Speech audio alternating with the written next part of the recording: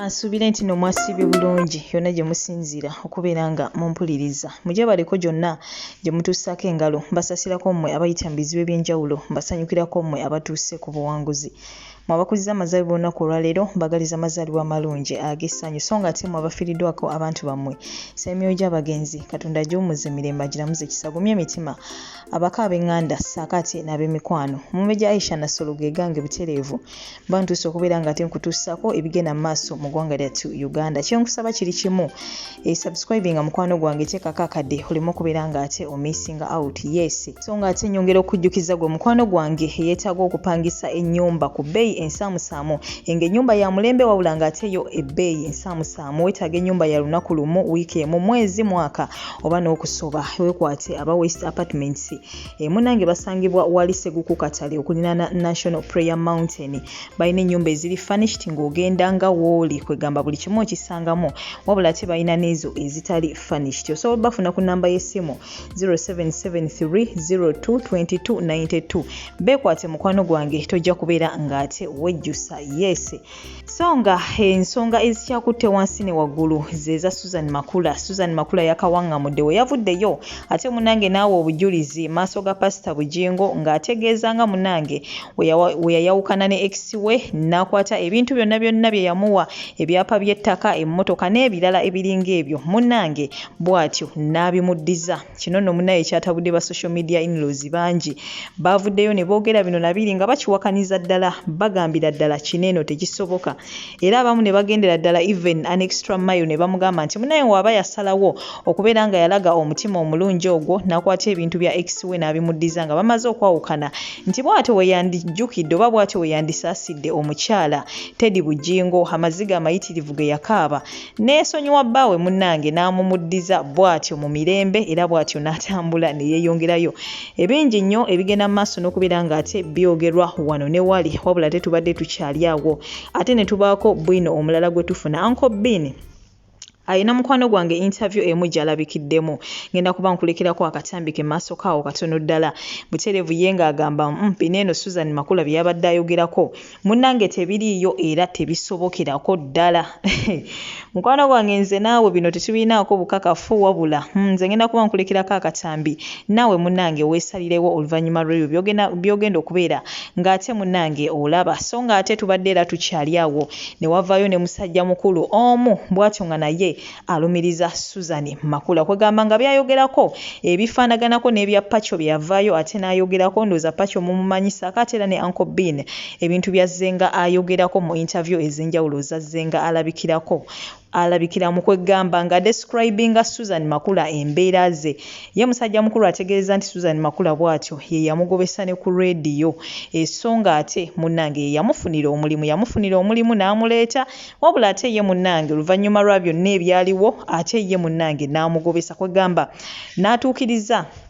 enjogera y'Abaganda egamba nti gojje mu kyalo ate munnange yakola ki yayagala odde mu kyalo oba gw'owonya eggere munnange yali kusambya kubanga yamujjambu ku street ffenna twakimanyako nga Susan Makula we yali akola mu kasino bwe munnaye gye yamusanga bw'atyo n'amuyigiriza ebintu bya radio byonna bitambula bitya bigenda bitya wabula mbw ate ye oluvannyuma n'amwefuulira era bw'atyo n'amugobesa ne ku mulimu. Munnange akuddira mu luyimba taluwoomya ate ne lubaale w'omulamu tasamirirwa. Ngenda kuba nkulekerako akatambi kano ogende maaso n'okubeera nga ate munnange nako okekkaanya. Kyenkusaba kiri kimu comment yo giteekeko wansi awo ate mu comment section. Subscribe nga gwe atannaba teekako akadde oleme okubeera nga ate omissing out. Goodbye for now toseetuka ngenda kuba ate nkomawo n'amawulire amalala mangi nnyo nnyini ddala. Namulabye ng'awa obujulizi ku kitooti ku TV. Susan Makula awadde obujulizi nga yali omanye emmotoka gye bayita FX kulina mpulire eri mu kika kya Prado eba nnene ddala nga olaba TX eno FX nga boyfriend wagimuwadde eyali omwami w'ebiseera ebyo kati ex we ng'amuwadde ebyapa by'ettaka amuwadde buli kimu omuwala kyandibadde yeegomba ne bafunamu obutakkaanya ne baawukana Makula n'abikwata byonna n'abiddiza omwana oli omulenzi n'ataba mubi n'amugamba mukwano sina kigendera kikujjako bintu ebyo. Makula n'agenda mayiro endala kyetugijoga n'agenda extra mile n'afuna looya n'afuna maama w'omulenzi n'afuna famire ye n'amuddiza byonna byali amugjeeko. Ekisembayo kye namutenderezako nenga nti omwana ono omutima gwe gwa zaabu. Ne firimu ze yali yamugulira nga zaabula yatebeza naga nti firimu ezo zaabula n'akwata emitwalo 3 n'agamuweza nga firimu ezo zambulako sina gye nja kuzijja naye sente ziizo. Teyandirimbye nga gwannyonnyola Musumba Mulamba okitegedde, teyandirimbye nga gwannyonnyola ye mwami we kati okitegeera. Naye ngamba Biini bulijjo omuntu gwayogerako nga mulala obujulizo bwabuuliddeko babuuliddeko oba bujje ku nze nabuuliddeko. Teweenenyeza mu mutima noga nti omukazi ono jjo simumanyi.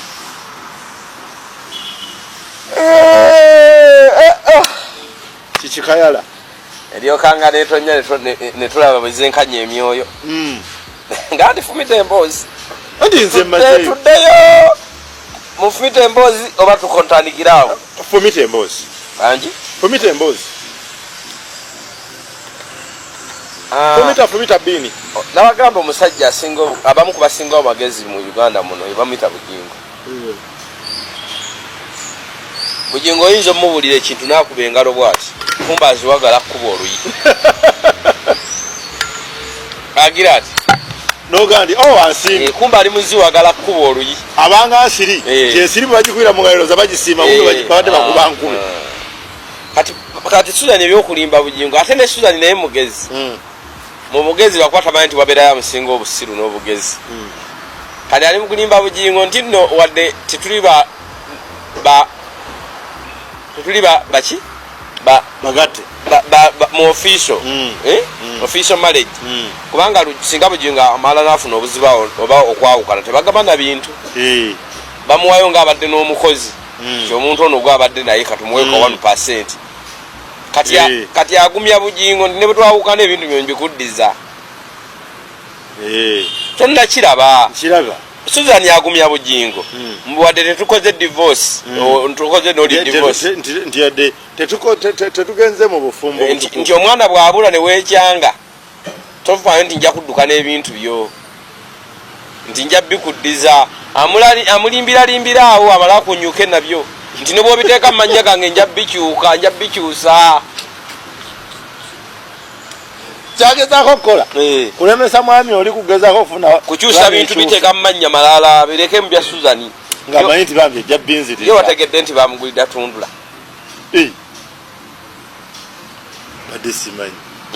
badde simanyi mpulira wali eyo munnange kigatto wange ali eyo yaŋŋamye bamugulira nga kigatto teyakulabulako nga ginaawunya faaki baguze tundula bamugulira tundula yavuga n'abakyala w'ennyanja oli n'abavumi gye yagambako mbuno avuga emmotoka $5,000,000 gwe muvuma yetundula. Kati Susan obujulizi bwawa bambi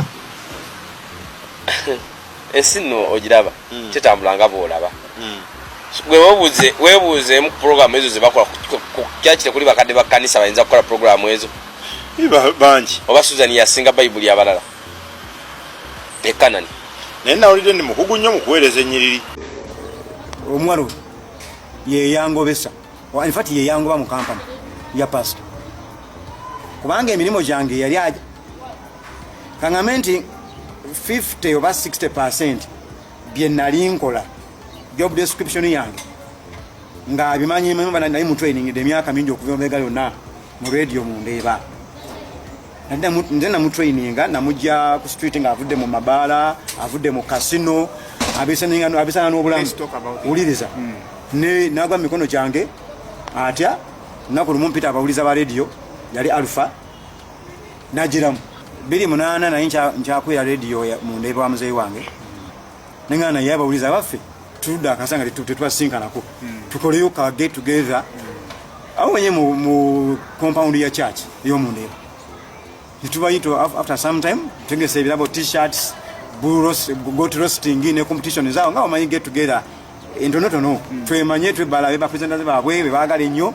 abantu nga bajja naye ngeno kulaba buli mu interaction ze n'aba ne bapresenters amaaso gange gasportinga omuwala agenda abuuza buli presenter nange nenfuna interest lwaki buli omu agenza anchatinga naye at length akawera akabanga kaweze so nange nemubuuza waigwani slot anangamba sekundi mbawuliza nnyo naye program yono gundi yasoma kundi nanga nagwa asoma kwagala so nangambira byakola admire ha mwego mbono omwana mugamba nsobye kuyigiriza nga really nemugamba nanga nizi sabisoma nemugamba nange saga ababisoma njagala ababyagala biga nekisooka kasanga nti abinamu interest nengamba nsokuyigiza osanga maaso olifuna byobikolera kuba nali ntrainings abaana bangi nga tebali ku mpewo yaffe era nga bajjanga batyo by then sali officially pastor oba muweesa wanjiri nali enjiri nga nagiwumuzaamu olw'emirimu gya redio egyali mingi ennyo ate nga nkyakula nengamba ndibisanga ebyobuweereza kakati salawo mu traininga netutambula emyaka netutambula akaseera wayitawo omundoza almost omwaka nga ayize ebitonotono kwogera ku microphone nyimba aziyize naye yajjanga yakulira mu balokole sinza ganti yali mulokole yali amanyi by'obulokole kale kubanga Susan Nantaba Namakula ate eryamakula liva ku Namakula kakati story nayo ndala yali yakulira mu kanisa y'abalokole ey'okubbiri ewakakande yakubiri oba yeka eriyo simanyi nga nabo omutima gwina guli upbeat aga exciting program ayagala bintu byakudigita nengamba ona tumutwaye mu program endala nemweza program yali yalwa mukaaga nyimba za kifirika n'afiitingayo n'agamba nfunye wenja gwensobola okubeera abwafuka presenter so mpola mpola nengenda nga muyigiza okukola research okusengeka byanayogera okweditinga bane bakoze olusi nokuyamba ku banesi nga baba tebafunye budde bateeka bintu byabwe naye mbanga ate itakola kintu kiranga sio abeeraawo so yalina obudde bungi obuyiga computers programming research oyo editing production nze ni amementa yali akola mukasono mu kampanye sijja kwogera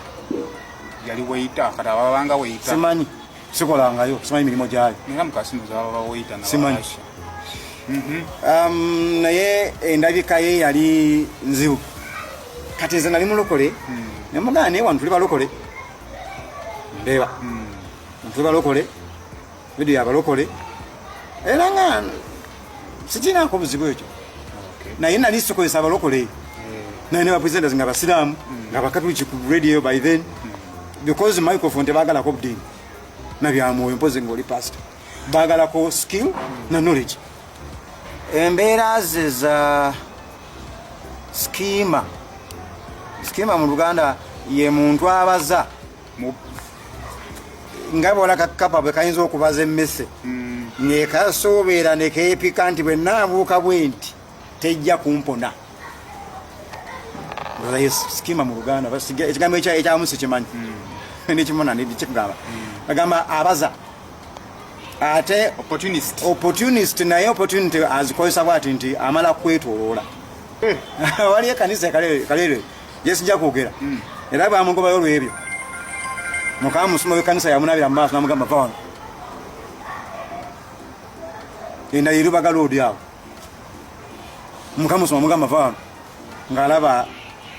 atanze okuyingira mu system mukwaya mu administrators mu bantu abalikoze ba pastors agenda asensamu mpolampola tamenye maka aina kyanoonya yoyo yembeera ze ali wali abamulabukiranga ne bagoba nga bakyayagala okuprotectinga obufumbo bwabwe either abasajja oba bakazi b'abasajja abo oba bombi ne bagoba wali abatamulabukirira ne batagoba kakati oyo omuwala yoyo nti akwetoloola saimo yoyo omuwala ayinza okusobola okunoonyeza girlfriend we yaani ex we yaani ba ex baabo be baani okola wa wasomera wa wakolerako wagamba olyaki bwe bityo odesigninga ngoye ki n'akumala okwetoloola kati wagenda okugira mu maaso go nga akumanya obunafu owaawo n'amaanyi kimwangwira kyabujingo guma mukama agenda kulwanirira ogenda kuyita muliro naye ojja kuwangula nkulabye ngulwanyisa bingi nenjija walinga obulira nga tukyaweereza ffenna kijerabiranga ojja kuwangula bonesiga mukama.